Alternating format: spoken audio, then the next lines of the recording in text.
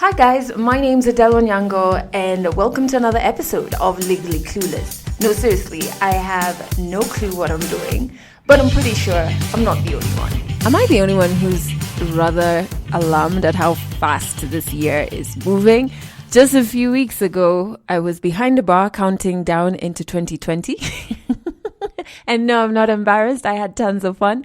And now we're in March. I feel like I blinked and we're in March. But I think that means I have been very busy, which of course I have. I did tell you I started off the year by letting go of my management team.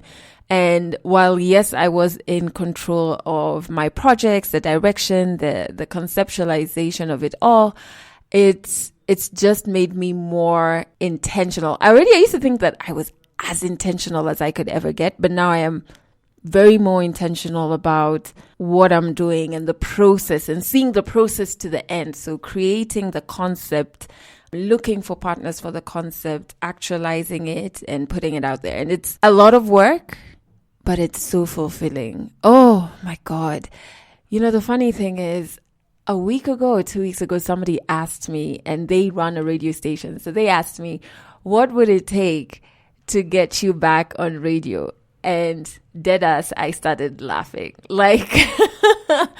Because I just couldn't imagine myself being in that situation again. In fact, I don't even think I identify with that Adele who was a radio presenter. I think I just don't know that chick.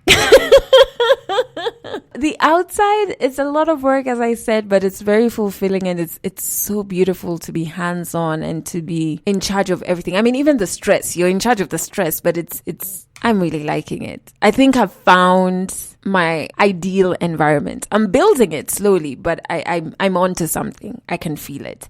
Yeah, but even with that whole being busy, I'm trying to find a balance between making sure life doesn't pass me by, because I'm kind of concerned that 2020 has brought a lot of death with it. And I've been trying to figure out, are we at that age or, or what is going on? And I don't even mean death of public figures and celebrities. I mean, every day I will log on, or rather every week I will log on to, let's say, Twitter, and there'll be a rest in peace thing of somebody that I may not have known personally, but maybe I knew of them, or somebody close to me knows them. You know what I mean? And it just makes you more aware of death. And so I'm now very anal about trying to find that balance of, yes, I'm working hard and I'm in the beginning phase of what my next 10 years is going to look like. So I understand the importance of putting in all the time and all the effort into what I'm doing. But man, I have to find a way to live life so that it doesn't pass me by and to really be in the moment. So I'm trying to figure all of that out. I can't say I'm making any progress in that balance sector. I think I'm still working hard, but I'm trying to find that balance. So even this coming weekend, I am going to Lake Magadi. I have never been. Can you imagine? So I'm going to Lake Magadi, which is in Kenya, and just for the weekend to kind of breathe. I'm already hyperventilating at the thought of leaving behind my laptop. Because I'm like, what if I get an email and I can't access some documents and I need to send? So it's going to be a test as to whether I can switch off. Because I think not only is it needed, rest is very important, but also I don't want life to pass me by. I want to keep making memories that are outside of work and grind and the rat race, right? So wish me luck with that. Speaking of the rat race, though, I'm recording this on Saturday night, 7th of March. Reason being, tomorrow I am going to have such a busy day because it's International Women's Day. So I'm starting off the morning at Carolina for Kibera. They're an NGO who are my project partners for Safe 247. I've spoken about this program on this podcast before. It's under my initiative, and it's a program to give survivors of rape access to free therapy. So actually, because I can see that there are a lot of new listeners, I'm going to put a link to Safe 247 in the description box. yeah, so Carolina Fukibira and my partners on that project, it's moving so beautifully. Even today, I was in Kibera the whole day with psychologists who volunteered to be part of the program, and they are helping us build. Oh my God, there's a gecko in the corner of my office. Shoo! God, I hate this shit. And I'm home alone. Oh, there have been very many geckos. And I even Googled that these things have teeth. I don't think they're as docile as people take them for. And this is a baby one. So I'm just like, where the heck are you folks? Anyway, safe 247. So, so we're building this curriculum that is, it's going to be used to facilitate the free group therapy sessions. I can't begin to tell you, first, as an African woman, let's just start there. Secondly, as an African woman who is also a survivor of rape, going through this process, as much as it's very emotionally draining, because there's some things that will come up in the course of building this program that are triggers for me, but it's also so powerful because I'm learning so much about how with intentional psychosocial support, a survivor of rape, a survivor of trauma can actually be equipped with the tools to heal and start living again. So I think what we're doing is so beautiful. I think also what's so beautiful is that we've only been able to bring it to this point because of the fundraise I did in November, and literally just on my social media platforms, asked people to donate. And we raised just about $4,000, so 400,000 Kenya shillings. I remember when I posted up that M Changa page, legit, I thought we were only going to raise 10,000 bob. And I was like, you know what? That'll be okay. Because I was like, do people really trust me to be able to execute this? Do people care enough for us survivors? Do people want to change the situation? And I was pretty, so touched by all the people who donated from around the world. Anyway, so I deflected and was telling you about Safe 247 because I'm so proud of the progress that we've made. But I'm going to be there tomorrow at Carolina for Kibera. They've brought together 400 girls, and there are a couple of women who are going to be speaking about their journeys in life and just sharing their life lessons with the girls. I think they've modeled it to be more of a storytelling type of engagement, which I love. And then in the afternoon, I've been telling you, Val and I are holding a talk, our first joint activation. This is like a milestone for our friendship. We've been friends. Val is my best friend, if you didn't know. And we've been friends for 15 years, which is almost half my life because I'm 31 now.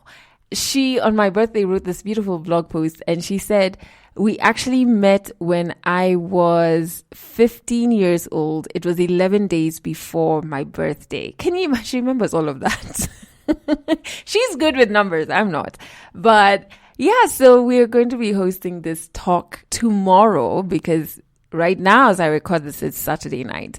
And I'm so nervous about it because, first the client who approached me just wanted me to do a talk for Women's Day, but I was like, let's spice it up. Let's do something a bit more real and a bit more different. And they were game for this idea. So it's the first time this year. Not first time this year, I lied because I've pitched something else that was picked up. Actually, I don't know why I'm nervous. I'm trying to look for a reason why I'm nervous, but I'm just nervous. I'm anxious. I'm excited as well. I really want to enjoy the session. And for those of you who are not in Nairobi or who cannot make it, we're going to be recording the whole conversation, and I'll share it later on this week on my social media platforms, which is Adele Onyango on Facebook and on Instagram. I'll probably put it on those two platforms. But yeah, and I'm also so touched because tomorrow is Val's late mom's birthday. So I'm like, wow.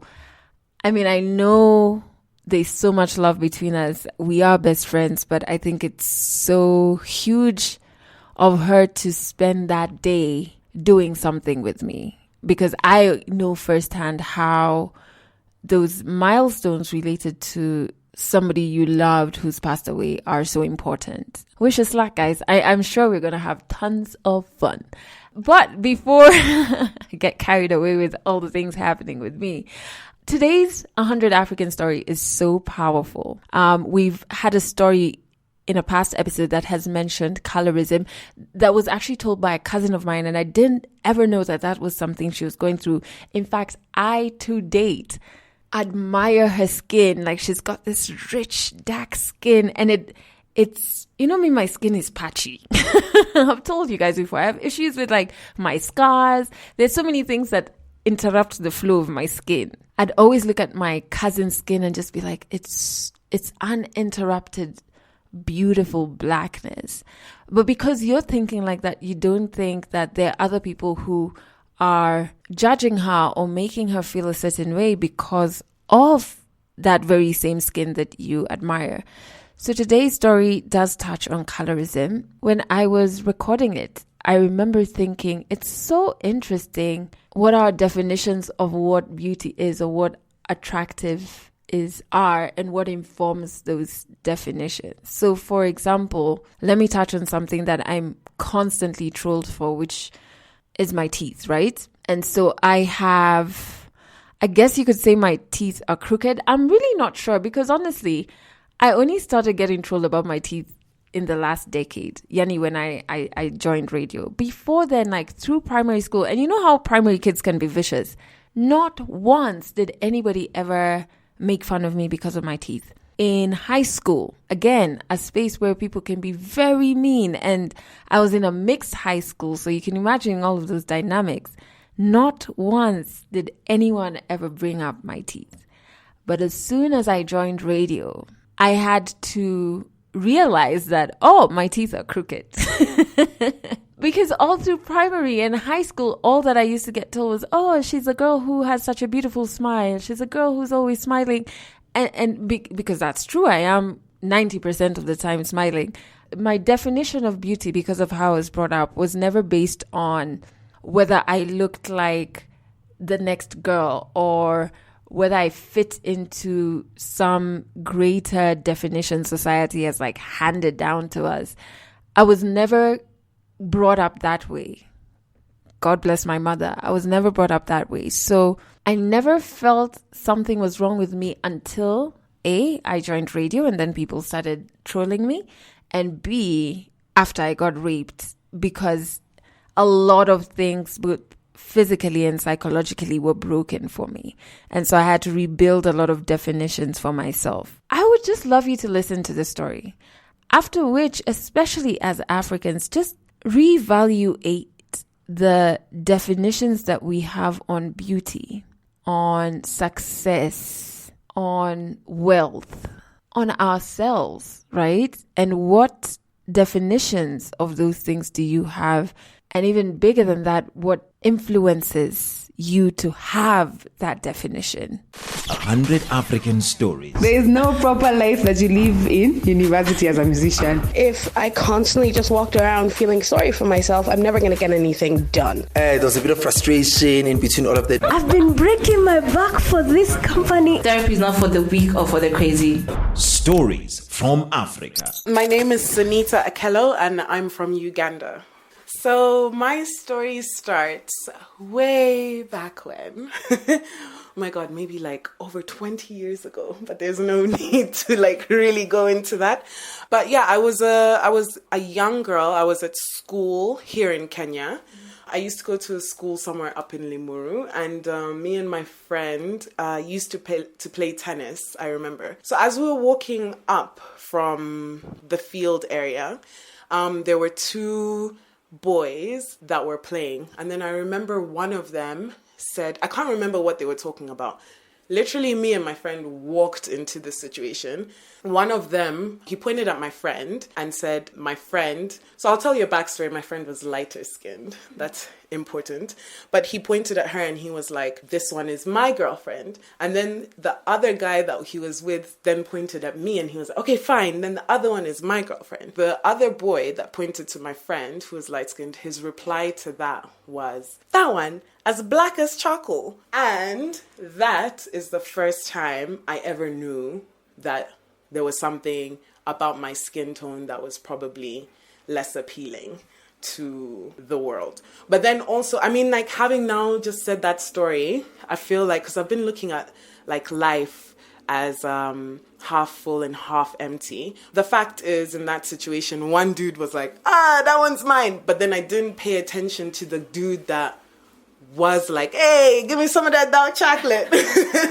I paid attention to the negative. So as I go through like school, I went into high school, constant jokes about like how I was darker skinned, I need to stop tanning, get out of the sun, stuff like that. And I just got a lot of comments and I was made fun of. And it wasn't nice. Honestly, it wasn't nice. I remember there was a time when we were in art class. I remember at this point now I was in school in a different country. And it was so hot, and like there was a glass partition in the roof, so the sun was like literally beaming down. Then I happened to be sitting there, and then like I remember one dude in my class was like, Sania should stop sitting under there because like she's tanning too much. And then like everyone started laughing, like the whole class. And to be honest, it was like, that is so humiliating, especially when like, so going through school, when I think about it, I don't actually remember a lot of other girls that were as the same complexion as me. Because I remember, especially like now, the other country I went to school in was Malawi. So I remember a girl confusing me for like coming from Sudan. She was like, she saw my dark skin. She's like, that one's from Sudan. And it's just kind of like, it was the kind of obvious, are you Sudanese? Because like you're very, very dark skinned. It's like, no, I'm not. Like, you know, there's also Senegalese people that look, there's like Kenyan, there's even Malawian people like from all walks of life. I remember also, because I've traveled around my whole life. So I've gone to school in many different places. I do consider Kenya my home because I've stayed here the longest time. I remember when I was in school in Malawi, the next place I was going to school was England. And I remember, you know, it's kind of things like also backhanded comments that just keep on coming your way. As a dark-skinned lady, it's just kind of like all these, you know, things not to tell a dark-skinned woman as a compliment. I remember when I was in school, I was like, oh yeah, I'm going to England, blah, blah, blah. I don't know how to feel about that, this, that, and the other. And then one of my friends were like, well, at least those guys out there will like your skin tone. I was like, whoa! You see, you know, now you see like all these kind of like stereotypes that come with it. Like now, oh, you look like the type that white men like. And I'm like, but I like black men, you know, like... Also, another comment that I had heard was like, oh, you're pretty for a dark-skinned girl. And then I was like, I don't think that's a compliment. And then my other friend was like, yeah, it is. And I was like, no, it's not. I wouldn't look prettier if I was lighter skinned. You know that, right? And she was like, no, babe, yes, you would. Like I've had so many people tell me so much and I got used to it. But then I think the thing that does hurt the most is when people think that it's all in your head. I used to think that I went through this alone, and I'm happy that like there are a couple of like great Kenyan models whose interviews I've watched and just seeing things that happen online, like on social media, that have gone through this. So when I started to see like, oh, it's not just me, actually people have also gone through the same thing I've gone through, I was just like, why am I stuck here? Because the feeling of being less attractive or being less accepted, if I'm very, very honest, I only realized recently there were certain places I thought I was not accepted because of my skin tone. There were certain people I felt like I didn't have a seat at the table because of my skin tone. I felt that people, and it was a genuine thing where I felt like people of lighter skin tone were probably better than me. You see so much stuff. How being black in the 80s, black on television in the 80s. If you like look at all these movies from back in the day, like for instance, let's talk about, if you've ever seen the movie Boomerang with Eddie Murphy, and how the object of affection was always someone with a fairer skin tone, but then there was always like that darker skin girl that was always like for instance, Grace Jones was always portrayed as like extremely eccentric and extremely loud, and like almost those like stereotypically offensive black women. You'll see it in shows like Martin. Martin's girlfriend was like the lighter skinned girl, and then the other darker skinned girl was the one that was always like sassy. So it's also something that has actually been programmed into us as black people. And it came to a point where I feel like I allowed it to like rule my life, and I allowed it to kind of like place me where I thought I was. I read something. It said that dark women are basically more likely to be raped. They're more likely to receive abuse. There was a whole list of like, we're more likely to not get jobs. There was a whole list of all this negative stuff. I read that and I was like, I decided at that point, that is not my future.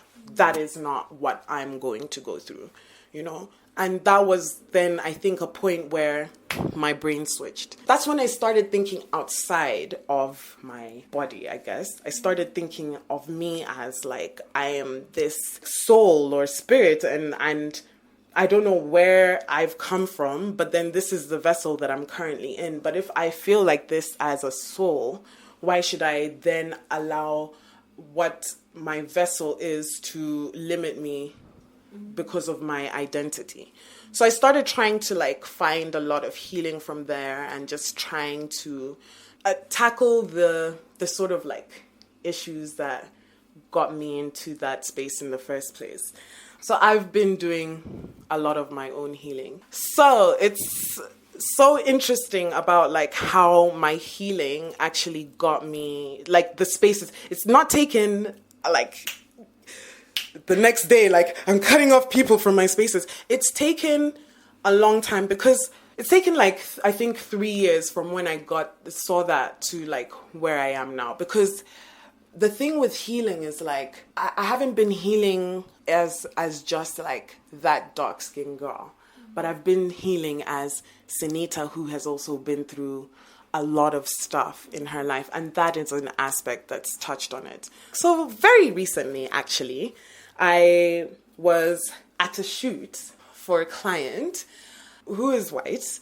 And to be honest, I just felt extremely uncomfortable. Like, he made me feel extremely uncomfortable, because I felt as though I felt a very, very prejudiced vibe coming off of him, to be very honest. Even the way the shoot was, who the model was, you know, I could just tell.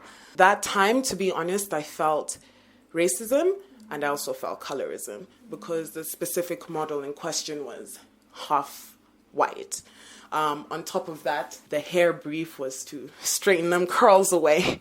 So I don't know, like for me, I was like, I see how you're moving. To be honest, I had shot with them like a couple of years ago. And from that point, I was like, you know, with me, where my goals are and like what my values are, my core values, because I look at my core values first before I create my goals. So my core values tell me that your brand and my brand, they don't align. You know, if that's how you want to carry yourself, that's your heritage. You've lived a whole different life that I honestly will never understand. That's up to you. But then let me do me over here and you do you over there. especially as a freelancer in the industry, you know, like you're in this great industry, it's been hard to make money, you're finally like breaking even.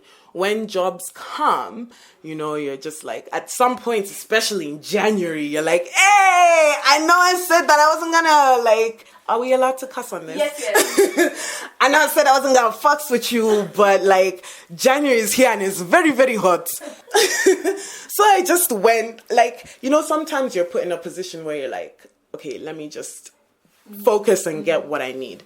The reason I think it's interesting with healing is because I've reached a space because of how uncomfortable I was made to feel. And to be honest, like as women, I read somewhere where we'll have breakdowns and come through like, so I was having my little like teary moments and being like, oh my God, this is so uncomfortable. But coming through like, I know punk, dude. I know punk. Like just trying to also be strong within the situation. But that is a situation that honestly, I would never want to put anybody through. You know, no person should ever be made to feel like that. As freelancers, we're always like we put our clients on a pedestal. But then the way I approach everything is before you consider yourself even a freelancer, a photographer, freelance makeup artist, freelance whatever, you're actually the person that you are inside. Just because that person is paying you how much money, it does not matter. That person has no like justification in making you feel anyway. And actually the fact that that person is your client should even make them feel more pressure to make you feel comfortable, because the reason that you are there is because of them. But no client should ever make you feel like you don't belong where you are. Because if that was the case, why don't you bring makeup artists then from your country, and so that they can do the work for you? Though one thing is, it won't affect me the same way it used to. Because when it affected me before, I remember how it affected me is then it was the self-talk.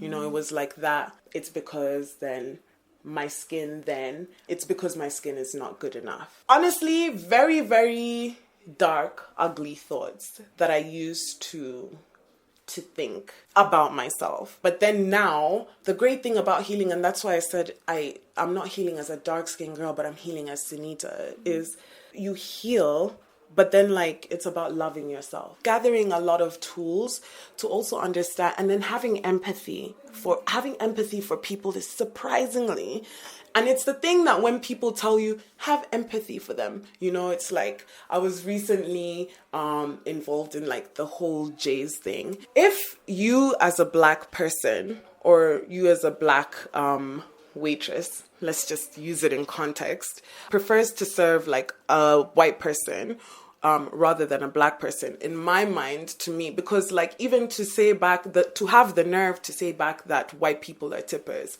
you know, is literally saying y'all are broke. Like that for me is self-hate. That is what colorism is. And everyone has their preference. I'm also trying to like not roll my eyes every time I hear a dude say, man, I like yellow bones, dudes. I like yellow bones and red bones. I'm trying to not roll my eyes, because there are also those dudes that have their preference of darker skinned girls. My preference, I like black men. That is my preference. But I would never like now divide and conquer and start to say, no, my preference stops at this tone or it continues at that tone. You know, for me, I love all my people. They're all a reflection of myself. And I think that I ain't too bad. You know, when I look in the mirror, I like what I see. So I just think that if your preference is something that's other than what you see in the mirror, I'm not saying that you got problems, but I'm just saying that maybe you should start to really dig deep and see what is it about your reflection that you don't want to mirror. So for those of you that are not based in Nairobi, there was a recent incident that happened at a club called Jay's. I'm not going to speak about other people's stories, but then I was also in a situation where I was assaulted by their bouncers, and their response, to say the least, was it was dissatisfactory. Basically, this happened. So the funny thing about that, and to be honest, it's very important, the people. Sometimes I feel like the Most High sends the people that you really need to you at that point. The best advice I received from that was forgive them. So we were talking about empathy and how empathy, like surprisingly, helps with healing, and it also helps with your outlook on people. This person told me forgive. I wanted to be like, what are you talking about? You know? But then I was calm. Because it's hard when you're hurting for someone to be like, can you forgive them? Because you're like, are you serious? Like, this person hurt me. This person has violated me. And you're talking about me, like, doing what? But I'm so grateful that life moved like that. And I was able to speak to this person at the point that I did throughout that day. Because from when they said, can you forgive? I was like, I don't know about all that. But then when I started thinking about it more and more and listening to her talk, it made sense to me. And forgiveness, the thing is, people, it's not for the other person. Forgiveness is for you. Literally, it's almost like a weight. I can feel the physical effects of when you experience forgiveness. Also, empathy. What's going on in that person's life that made them react like that to me? Because at the end of the day, I was talking about it. I was quite bruised. I was like, if I was white, you would have been able to see. And then I stopped and I was like, actually, if I was white, you wouldn't be able to see shit because I wouldn't have ever been put in that situation. So that comes round to, what is it that makes you so comfortable to put your hands on me? I'm a stranger. You don't even know me. It makes you so comfortable to put your hands on me. But I guarantee you, if that was a white woman, they would have thought twice.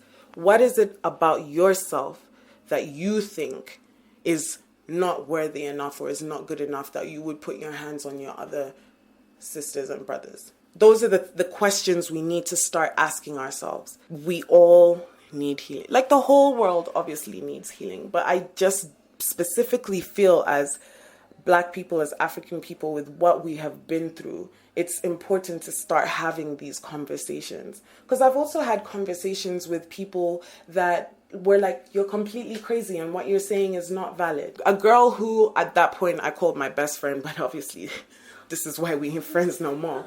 I think in terms of colorism, that is the person that hurt me the most. Because you were supposed to be the person that knew me the most. And when I told you about my experiences of colorism, the response to that was, everyone goes through colorism. Girl, have you been made to feel like humiliated because of your skin tone?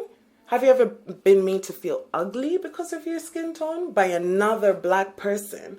Not by someone of a different race, your own brothers, your own sisters, making you feel ugly. So we should be able, as Black people, to start having these conversations, because if there's things like colorism, you know, things like tribalism, things like you're from this country, I'm from that country, but then at the end of the day, I said I'm from Uganda and my name, like half the Kenyans would have been like, I thought you were like, because we didn't put the borders. Those are the things that were implemented that are still going on today. And those are the things that we need to be tackling as people. What is it that makes me look at you and prefer to do business with someone from Europe when I could grow my own local like town? Why do I think that I need to look outside of myself to accept myself? It happened with my favorite example, Wakanda.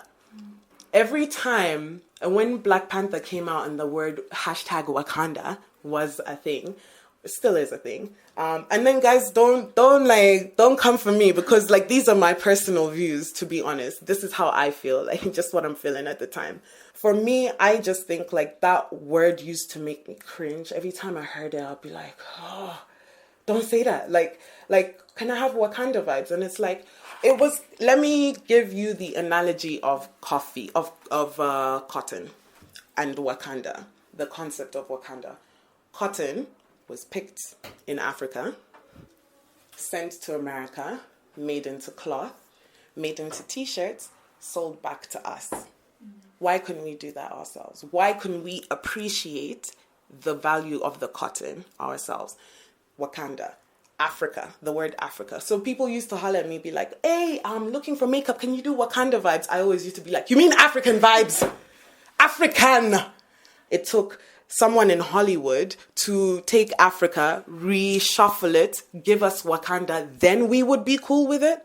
Why can't we just be cool with African vibes? Why can't we be proud of what we already have? I'm not trying to start no wars. I hope nobody comes for me. But like, I just want to also leave off with a question, to be honest. Like, if Africa blocked off everything of like all its no coming in, no going out to the rest of the world, who would suffer?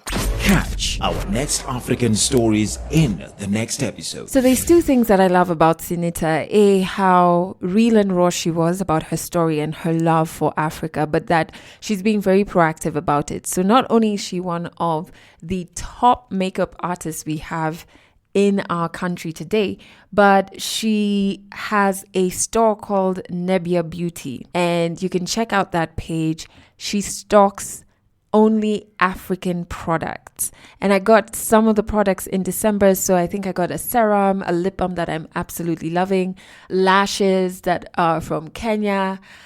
She just has a range of different body and beauty products that are African and are damn good. So make sure you check it out. I'll put a link to the Insta page in the description box. I also, speaking of dope African things, need to remind you that we're 10 days away from turning 1 year old as Legally Clueless, i.e. this podcast. So on the 18th of March, we're going to be 1 year old, and we're celebrating by throwing a storytelling party at Lava Latte. I am so excited about it, because some of the stories that you have loved in various episodes are going to be performed live. So let me break it down for you. There was a story by Kadzo in one of the episodes about dating this guy called Brian who ended up being married. She's going to be telling that story live. There is the story by Samantha a couple of episodes ago where she spoke about leaving an abusive marriage and being very intentional about her healing. It's such a powerful, powerful story. She's going to be sharing that story live. Edgar, a couple of episodes ago, spoke about his story on child trauma and having PTSD and healing from that and going to therapy. He's going to be telling that story live. Kit shared a story about raising her 2 kids and the wacky questions her daughter asks her. And she was just so honest about the motherhood journey. She's going to be telling that story live, and she's so excited, and I'm so happy that she gets to share that story live. Who else? Ooh, Bobby. Yes, Bobby. We recorded his story when I was doing the university tour, and his story was so moving. And I'm just so humbled that he's going to be gracing the storytelling party and sharing his story live. Then there is also Thiru, aka Tall, Dark and Handsome. I know. He's going to be sharing his story live. Actually, the episode that has his story is called Tall, Dark and Handsome. And so it's just going to be a space for us to connect as human beings. And there's going to be spaces for you, if you come through, to share your story as well. Entry is absolutely free. In the description box, there is a link to where exactly the venue is. The venue is a beautiful restaurant called Lava Latte. It just awakens your inner artist when you walk into that restaurant. The food is bomb. I love their samosas. So when you come to, make sure you order those. It's just such a peaceful place that I thought it was the right space for us to connect as human beings through our stories. So yeah, 18th of March, the party starts at 7 p.m. at Lava Latte. Please come through. I would love to meet face to face you who's part of the Legally Clueless tribe. Now, speaking of meeting people face to face, I've just come home from the Two Rivers talk that Val, my best friend, and I were hosting. I spoke about it at the beginning of this episode, and it went so beautifully. My God. Remember I was telling you how I was so scared that nobody was going to turn up? My husband was counting, so he came and he was counting the number of people that we had. First, we had to keep adding benches because there was more people than anticipated. He said he counted just over 100 people, which, remember, I was expecting 10 people. So the conversation was so beautiful and so rich. Val had really given her questions so much thought. I had so much fun, guys. And if you were one of the people there, thank you so much for coming. If you did manage to come, later on in the week, I'm going to be sharing episodes of the conversation that we had on my social media platforms. So you can look out for that at Adele Onyango on Facebook and on Instagram. But yeah, I'm just so grateful. And so at the end of the entire talk, I grabbed Val and we went to a corner and we were just so excited, and I managed to capture that. So that's how this episode is going to end. See you on the 18th of March, Lava Latte, 7 p.m. We're turning 1 year old. We're having a storytelling party and entry is absolutely free. All right, guys, so we are at Two Rivers and we just finished. Woohoo! Yeah, so we just finished the entire talk. I think it went really well. I think it went well, but I was very nervous. Like, my cousins are just telling me how when I was holding the paper, you could just see it. Back at my cousin Nasawano is like, when you are fanning yourself. Like, that's how hard my hand was shaking. It looked like I was fanning myself. And then, like, my leg couldn't stop shaking. So I think I managed to control the hand, but the leg just refused. And I'm like, Nisa, shake, just shake. It's fine. Shake if you want to shake. Well, it went well. It went really I'm very happy. Prep went well. Yeah. And everything. The questions were so good. The turnout was also... The turnout was even more than I expected. And I knew it would be huge. And the more I told you, the space is not enough. I thought 10 people. So I knew it would be big, but not this big. Yeah. I'm so touched. Like that for me. I'm just like, oh my God, you guys took time off your day to come. So I really enjoyed it. I really enjoyed it. Yeah, I really was. I got to meet some readers. Yeah. And that's it for this episode of Legally Clueless. You can share this podcast with your friends. You can keep it for yourself. I'm not judging. Just make sure you're here next week for the next episode.